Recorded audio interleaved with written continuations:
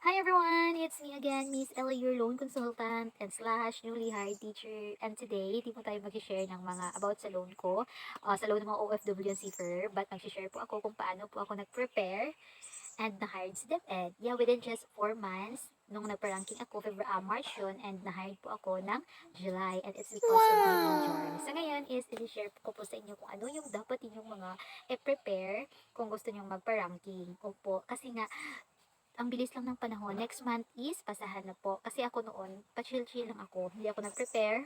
Kasi sabi ko, February pa yung pasahan. But then, January pa lang, naglabas na sila ng executive order na by January 15, lahat nakapasa na. Kung kulang ang papers mo, wag kang magpasa. Okay, so yun siya. So kaya, sinasabi ko sa inyo, ngayon pa lang, mag-prepare kayo kung anong dapat i-prepare. And disclaimer lang po, ito yung base sa amin ha, sa DepEd order namin. Okay, usultan ko na po. Okay, so alam ko marami diyang mga aplikante ng Sultan Kudarat. Please, manood kayo dito para at least guided kayo kung ano yung gagawin niyo. So, yun. Naglabas na sila ng debit order at ito na yun. So, this is my pertinent papers. Yeah. As you can see, very simple. Simple lang talaga. At least clean. Yun siya. Pertinent papers of pangalan ko dito. Ilagay sa Aniscal. Then, kung ano yung in-apply ninyo. For example, sa akin is senior high school. Yeah, senior high school. Andoon din po, ako na hired ng madalian kasi nga dalawa lang kaming nag-apply ng science. Yeah, I am major in science po. Okay, so start na po tayo. Okay, so first ng content niyo is the table of content. No? Kailangan doon lahat yung mga list naka A, B, C, D, A hanggang L. Ito Okay, so letter A is the application letter na i-address niyo doon sa kung saang DO kayo, Division of Sultan Kudarat. Sa amin doon sa Isulan, kay SDS. Okay. Next is the personal data sheet, which is the CSC Form Revised 2017. And yes, dapat ipa-check nyo muna sa AO ninyo bago ninyo papermahan doon sa attorney or sa mayor. Okay, so huwag kayong magpaperma sa mayor na hindi pa na-check.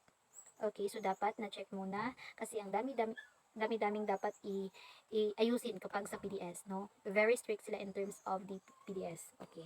Next is the PRC ID. Dapat authenticated. Yes po. Then certificate of rating. Dapat authenticated. Then the transcript of record, TOR, the GWA, and the diploma. And dapat po authenticated yan sila.